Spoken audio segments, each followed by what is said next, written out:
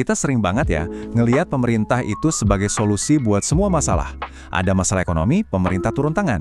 Ada masalah sosial, pemerintah yang urus. Tapi, pernah kepikiran gak sih gimana kalau logika ekonomi yang ngomongin soal insentif dan kepentingan pribadi justru kita pakai buat membedah dunia politik itu sendiri? Nah, inilah teka-teki utama yang bakal kita bongkar bareng-bareng hari ini. Oke, buat ngebahas ini, kita jangan mulai dari teori yang jelimet dulu. Kita mulai dari sesuatu yang kayaknya sering banget kita lihat di sekitar kita, apalagi di Indonesia. Pasti pernah lihat kan, ada bandara megah banget tapi yang terbang sedikit. Atau jalan tol mulus, tapi mobilnya bisa dihitung jari. Stadion olahraga kelas dunia yang lebih sering kosong melompong. Nah, fenomena inilah yang sering disebut proyek gajah putih. Gede, mahal, tapi kayaknya kok manfaatnya nggak sebanding ya. Pas lihat proyek-proyek kayak gitu, otomatis kan kita mikir, kok bisa ya keputusan kayak gini diambil? Bukannya tugas pemerintah itu buat melayani kepentingan kita semua, masyarakat luas? Kalau kita buka buku ekonomi, jawabannya biasanya standar. Pemerintah itu ada untuk memperbaiki yang namanya kegagalan pasar. Jadi, pemerintah itu diasumsikan sebagai sosok yang baik hati, yang tahu segalanya, dan tujuannya cuma satu, bikin masyarakat sejahtera. Tapi, pertanyaannya, emang beneran sesempurna itu di dunia nyata?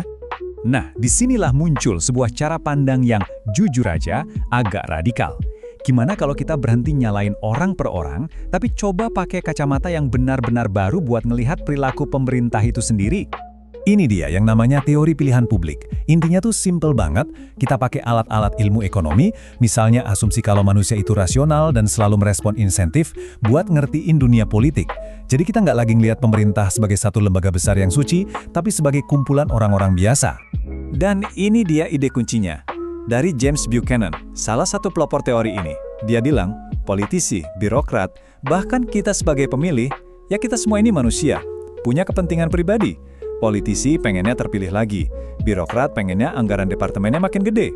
Jadi kuncinya bukan berharap mereka jadi malaikat, tapi gimana caranya kita desain sebuah sistem di mana kepentingan pribadi mereka itu jadi sejalan sama kepentingan publik. Biar makin kebayang kenapa ini penting, coba deh kita bandingin. Beda banget loh cara kita ngambil keputusan di pasar sama di dunia politik. Di pasar, ada harga, ada persaingan. Pilihan kamu ya buat kamu sendiri. Tapi di politik, mekanismenya pemilu atau voting. Dan sekali diputuskan, kebijakannya berlaku buat semua orang. Gini deh contohnya, waktu beli HP, kamu bisa pilih iPhone, temanmu pilih Samsung. Dua-duanya seneng kan? Sesuai selera masing-masing. Nah sekarang bandingin sama kebijakan subsidi BBM. Mungkin 60% setuju, 40% enggak. Tapi begitu aturannya disahkan, yang 40% ini ya harus ikut. Mereka nggak bisa bilang, saya nggak mau ikut kebijakan ini. Susah kan? Oke, sekarang kita bedah lebih dalam lagi nih logika di balik proses demokrasi itu sendiri.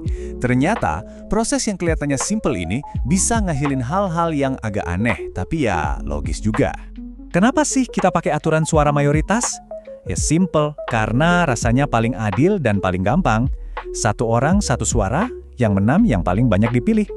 Ini jadi dasar demokrasi modern di mana-mana.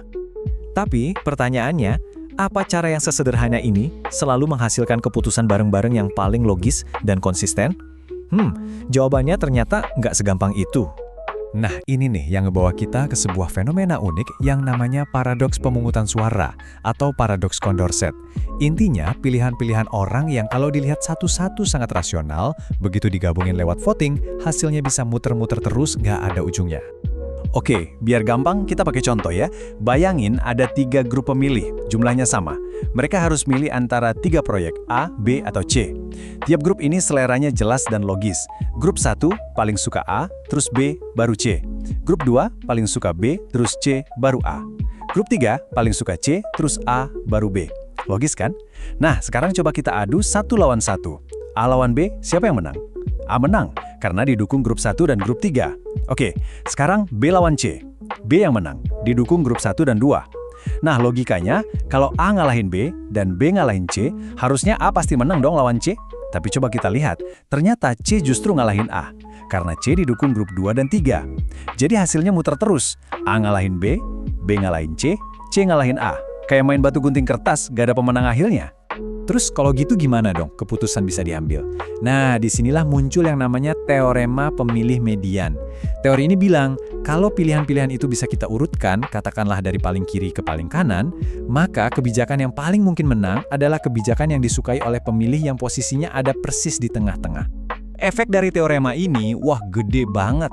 Artinya, politisi yang rasional, yang tujuannya menang pemilu, nggak akan ngotot sama kebijakan yang paling ideal menurut ideologi mereka. Mereka justru akan geser ke tengah, biar bisa dapat suaranya si pemilih median ini. Akibatnya apa? Perasaan orang seringkali diabaikan. Suara orang yang benci banget sama satu kebijakan, nilainya dianggap sama aja sama suara orang yang cuma sekedar setuju. Nah, ketika semua aturan main politik ini kita gabungin sama asumsi awal tadi, kalau setiap orang itu ngejar kepentingannya sendiri, hasilnya buat masyarakat luas yang nggak selalu yang terbaik. Konsep inilah yang dikenal sebagai kegagalan pemerintah atau government failure. Anggap aja ini pasangannya kegagalan pasar.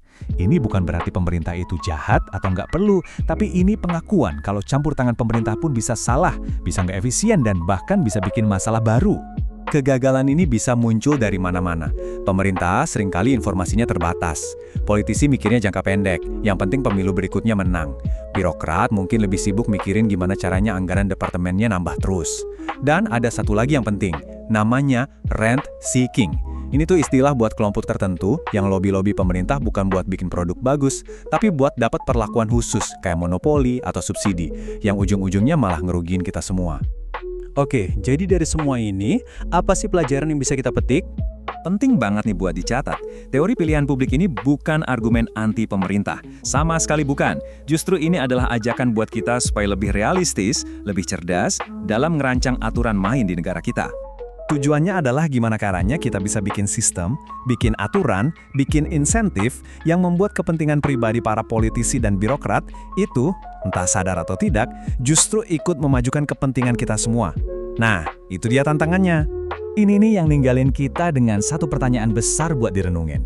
Kalau kita setuju bahwa politisi dan birokrat itu ya manusia biasa kayak kita, yang sama-sama merespon insentif, lalu pertanyaannya adalah, bagaimana kita bisa merancang aturan main yang lebih baik, lebih transparan, dan lebih efektif untuk Indonesia? Coba kita pikirkan bareng-bareng.